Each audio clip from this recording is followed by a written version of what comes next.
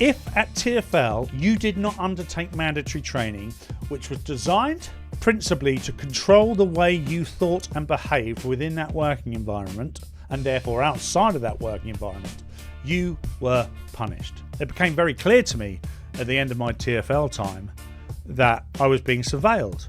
Hello, it's Paul Cox here, and today I want to talk to you about wrongthink. Now, the concept of wrongthink comes from one of my favourite authors, George Orwell, or as he was born, Eric Arthur Blair. Born in 1903, by the way, so very much a product of those times, and his history is incredibly illuminating. He's often used as an author to help understand this very liberalised yet authoritarian world from the point of view of conservatism or right wing, as it can sometimes be called, or essentially the traditionalist world. However, George Orwell never described himself as a conservative as such. In fact, in many ways, in his early life especially, he was a socialist and went on to write books that actually, to my mind, expose socialism for what it is.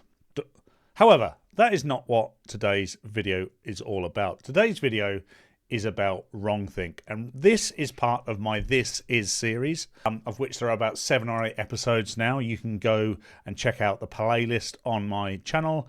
Very popular. Thank you very much for making it so popular. I really do appreciate it. The idea of the This Is series is to essentially cast light upon the words, organisations and phrases that are often used as methods of debate or discussion in our political world now. And the political world is something I've come to in the last 5 or 6 years. And of course, there are a lot of things that are said that people just assume everybody else understands. I don't believe that's true, because I didn't, so I had to go away and do my research. So to save you the time, I'm kind of boiling it down and making it as palatable and understandable as I believe is possible.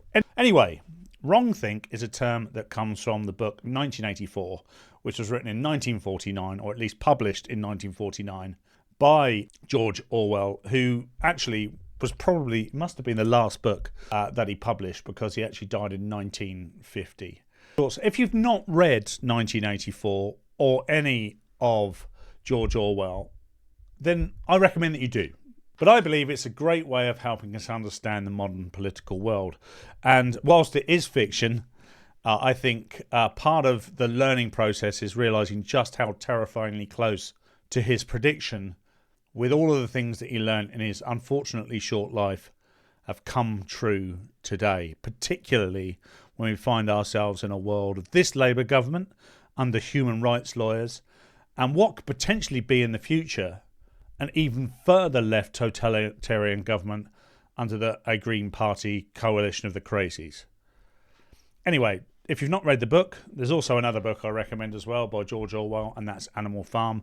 I might cover that in another video, but in my view, I believe you should go and read them. And if you don't like reading, get the audio book, because that helps as well. Put it on in the car when you're driving somewhere, fall asleep listening to it. I think all these things help us all understand what's going on today. A quick synopsis of 1984. It's set in a dystopian future, and 1984 was obviously well in the future in the late 40s, and it follows the main character, which is Winston Smith, and he's a sort of low-ranking member of a totalitarian regime ruled by the party and its figurehead, Big Brother. Winston works at the Ministry of Truth, where he writes historical records to match the party's ever-changing version of reality. Though outwardly obedient, he secretly despises the regime and begins to rebel by keeping a forbidden diary. He starts a relationship with a woman called Julia, and together they explore small acts of defiance, hoping to join a resistance movement. Winston is drawn into what he believes is a conspiracy against the party. However, he's betrayed and arrested by the thought police. And through brutal psychological torture, especially by the party officials, Winston is forced to abandon his beliefs and accept the party's reality. Now, whilst that is all rather hyperbolic, I guess, Many of that rings true, doesn't it? And the way this totalitarian government under Big Brother, which is the ever-seeing eye continually watching you, authoritarian leader, is to create a number of things. You've got Newspeak, which is essentially a method of reducing language down to a short amount of words as possible so that you don't really think for yourself. And if you do start thinking for yourself, it's described as wrongthink, and wrongthink is punishable. It's punishable by the thought police. So you've got Newspeak, wrongthink, and the thought police. Now, I think that is incredibly illuminating from the position of today's politics. And I'm going to give you a couple of my own real life examples to help you understand why I believe that's true.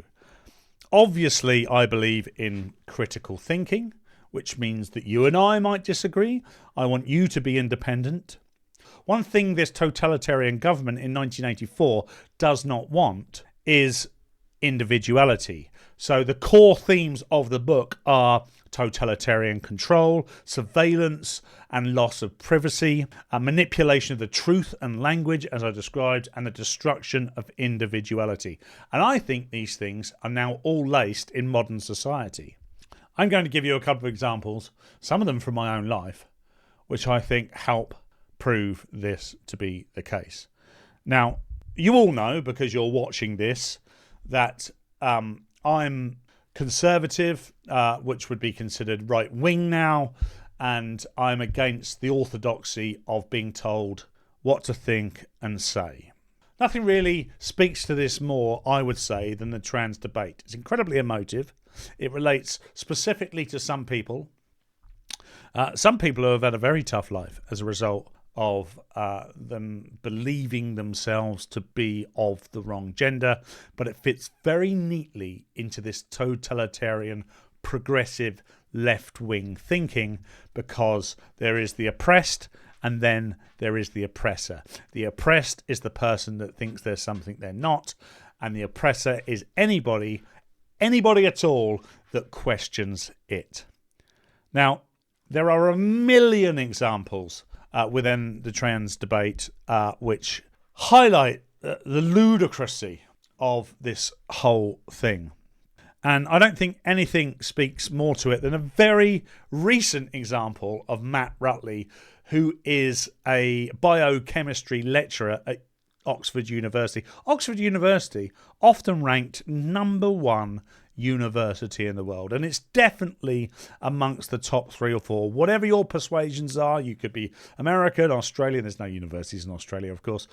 I'm joking. American, Australian, British. You will have your top universities. Well, you will know, irrespective of where you come from, Oxford University is one of the very best in the world.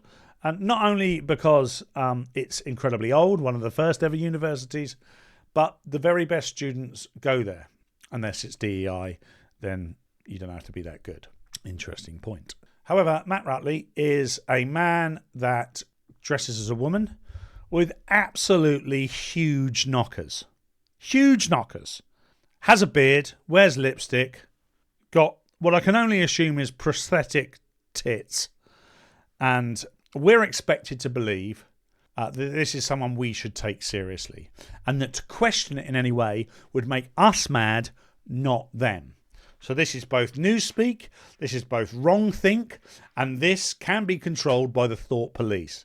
We have actually had people arrested, particularly in the UK. In 2023, I think it was, more than 12,000 people were arrested in the UK for saying the wrong thing on social media.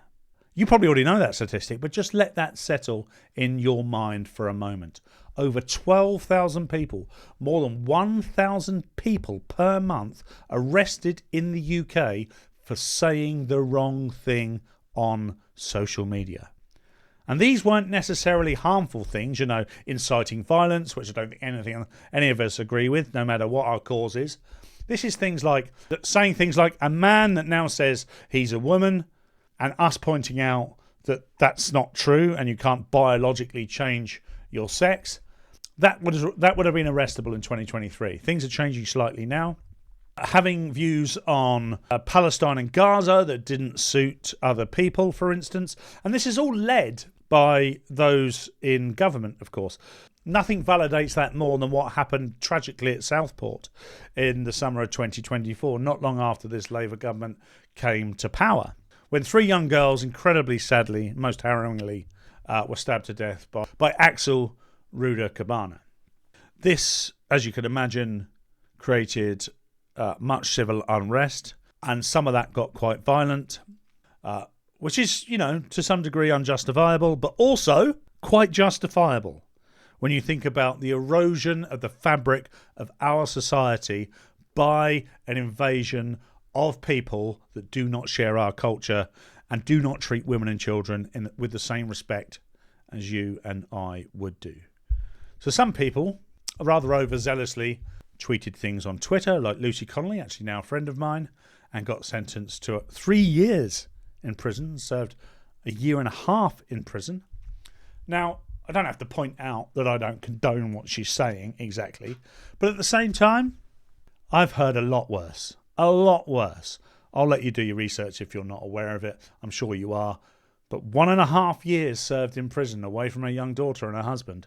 Absolutely not proportional. And at the same time, Keir Starmer, the Prime Minister, still the Prime Minister today, just about, of the United Kingdom, said that everybody involved in those protests had jumped upon a far-right bandwagon, calling people far-right thugs, far-right thuggery.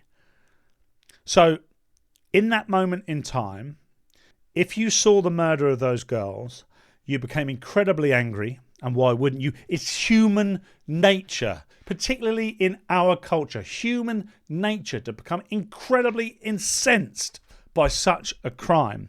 And you acted that out maybe by rioting or saying something online or doing something that perhaps you regretted later on, but through emotion, because it's uncontrollable emotion. It's innate within your humanity in Western culture to want to protect women and children and make a point to say to these people, this is not acceptable. You were labelled as far right. And you were labelled as far right because there are things that you can be called, like racist, bigoted, or far right, that are incredibly controlling words, which means you are bad and the person that tells you is right. You're not right. None of your human reactions are right, and everything you did is wrong because you are far right. This very much lends itself to what happened in 1984. There's a couple of examples there. I've talked about Matt Ratley, and I've talked about what happened after Southport. But this proliferates itself throughout all of society, particularly established institutions that help run our country, like health services, education, the civil service, and corporate business. Now, you might be watching this after a day at work, and you might work for a big corporate or even a small business that feels like they should fall in line with the doctrine of the day, which is that we must be kind to absolutely everybody. And up until this point, you've probably been getting all of your thinking incredibly wrong. And as a result, you need to be trained. You've got some unconscious bias because unbeknownst to you, you are thinking wrong. But you don't know you're thinking wrong. So we're going to show you how you're thinking wrong. And then we're going to tell you how to think right. Imagine how sinister that actually is, and all done from the perspective of kindness and progression. You are wrong. We are right. This is what you must say, and this is what you must think. I went through this. I worked for Serco for 12 years. I also worked for Transport for London for 12 years, and I had a normal job probably for the best part of 28 years. And I did all of my university education on day release whilst at work.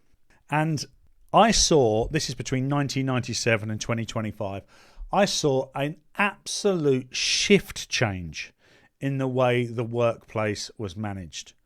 It became much less about profitability, particularly when I worked for Transport for London, which doesn't actually deal in loss and profit. It deals in benefits and disbenefits because it's public money being spent back on the public. What is the benefit to the public? For all intents and purposes, however, you can take that to mean profit in some way. And I saw a huge change, like I say, particularly at TfL, because I worked at Serco from 97 through to 2014 in 2 spells. And even by the end of that employment, we weren't really doing that type of training. People weren't really as interested in that type of indoctrination and narrative creation as they would be today. So I can't speak. But what I can speak is that I worked from 2014 to 2025, believe it or not, for Transport for London.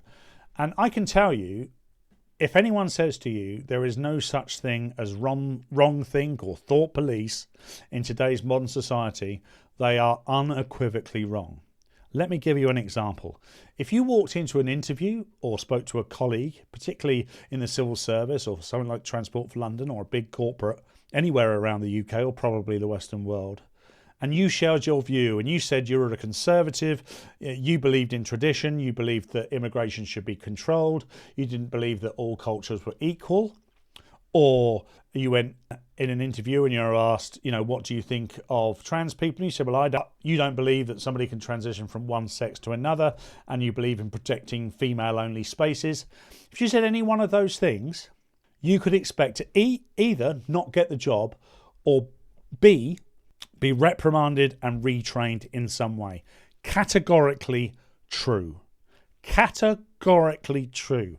To the point where many people, particularly in my experience, found themselves into positions of authority irrespective of their ability to do it. The metrics, the measurements of success were changed from meritocracy, i.e. those that do the best, to whether they meet the right criteria. To keep this as relatively as impartial as possible and not implicate anybody that might be watching this that I know, I'm not going to go into the whys and wherefores and what those boxes that need to be ticked might be. I'll leave that to your imagination. However, it's true. It's incredibly true. I tried to avoid as much training as possible. I successfully avoided doing unconscious bias training for the last 6 years of my time at TfL. Quite the miracle. But I was forced to do a whole bunch of other mandatory training. If at TfL you did not undertake mandatory training, which was designed principally to control the way you thought and behaved within that working environment, and therefore outside of that working environment, you were punished. To the point that if you did not complete your mandatory training, irrespective of how well you'd done at your job, you would be marked down at your appraisal, or, as was true in 2024 and 2025, you could not achieve anything higher than something called needs improvement, which is a low mark. And therefore, you would not get a pay rise. Therefore, you would not get a bonus. And therefore, there's every chance you could end up on a personal improvement plan, a PIP, until such times as you undertook the training and you learnt how to think correctly. When I left TfL, I left for a number of reasons. Obviously, my two worlds become incompatible. And I was a stand-up comedian, but I was a stand-up comedian with conservative views working for GB News and Talk TV in a civil service environment which definitely looked down upon and scornfully towards nearly all of those things. I had to go through the legal process twice in my last 3 or 4 years at TfL, just because each time I got a new manager, they wanted to know whether it's actually legal in some way for me to work for TfL and simultaneously work for GB News. And legally, luckily, I was protected. But many people thought I shouldn't. Now, it became very clear to me at the end of my TfL time that I was being surveilled. My movements were being tracked. I had a TfL Oyster card which gave me free travel around London, and I was presented with my data of what I did on what day, where I went to. You went here, you went there, and what were you doing the previous evening. They would watch me on GB News. They would play it back, see if I said anything, see if it was on a day where the next day I was maybe a little bit late into the office or something like that. And this was building a case against me. Now, I never got fired from TfL, and by the time I left TfL, I was just on a part-time contract because I had a lot of other things going on. But I was kind of clinging on to that old world because it's very scary to make the leap. But when I was presented with the fact that my views weren't light, the things I did outside of work weren't light, and this was impacting me inside of work, and they thought, and they could contractually and legally therefore, surveil me to find out what I was up to in my own time away from the business because they had contracted me as such, all for my own good and all for my own benefit, of course. I realised the game was up and it was not for me. And I had a choice. I either put my big boy pants on and take the leap and completely work for myself and become my own boss entirely, and therefore I can make my own decisions, or I stay within this civil service, Transport for London blob, which had complete control over my existence. But at the same time would gaslight me into saying that's not true. And I would say that it's nothing personal about the people that were undertaking that. But at the same time, as I pointed out before I left, if I'd been in that position, there was absolutely no way I would have done that working. There was absolutely no way I would have done that to somebody working for me. Just absolutely not. I can give you an example of this. Back in 2012, I was the operations manager of a business for Serco, and I was told to go and tell somebody in the workshop that they had to cover their hair up because they had red dye in their hair. And we had a very important visitor, and I needed to wear a hat if this very important visitor was to come around, because my director would be embarrassed, and that would represent the company in a negative light. I refused. I refused point blank. I even went and told the boss of that person, and in the end that person themselves, that this is what I'm being instructed to do, and I'm not going to do it. That was 2012. Somebody just had red hair dye. I mean, obviously now that wouldn't be an issue. You could work around, literally, you could walk around with your knob out at TfL, but if you had a copy of The Guardian under your arm, you were all good to go. And this lends itself to what I'm saying. It's not a conspiracy to say that wrongthink, thought police, newspeak, and the totalitarian, authoritarian reduction of individual rights and privileges is not happening. It is creeping in and creeping in and creeping in. That's why X is so incredibly important. That's why YouTube, independent media, non-mainstream media is incredibly important. It's why people are flocking towards GB News and Talk TV, because they are fed up of hearing the indoctrinated narrative of the BBC and Sky and ITN and all of these people that tell you what is right and what is wrong. They don't make that decision. You do. And you don't have to agree with me. And all of these people can have different opinions. I have no issue with that whatsoever. But we must agree that we can all hold different opinions. Girls do not have willies.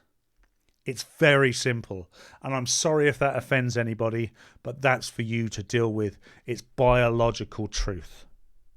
I should not be surveilled because I work for GB News and say things they don't agree with. I should not be surveilled because I'm a stand-up comedian and might say something that could bring somebody else completely unrelated to me into disrepute. That is not a society anybody should have to live in. Now, I made the choice of free will and I moved away. The two worlds were not compatible and I saw that. But on a greater scale, the idea that you could get sacked from work, might not be able to stay with the club you're a member of, for instance, because you question what you're being told, is incredibly dangerous. There is no such thing as wrongthink, but people need wrongthink in order to protect their think. And that is very dangerous. Keir Starmer does it. Zach Polanski does it. Ed Davey does it. You must have the right think. Multiculturalism is our king. It's not. We know it's not. Open borders is good. It's kind. We know it's not. We know what it leads to. These are things you should be able to question. There is a man showering with my 9-year-old daughter because he thinks he's a woman. Oh, he is a woman. No, he's fucking not. That is not wrongthink.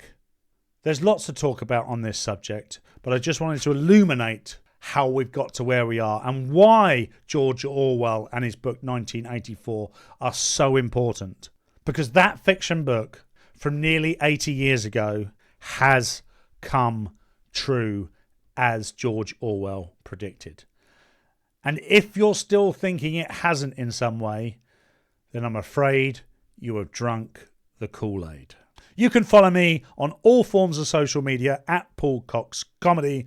I have a Substack, so if you wanted to help me help make these videos, you can contribute by becoming a monthly or annual subscriber. You don't have to do that. All of my content is free to access. I'm just saying you can. But until next time, please keep it real.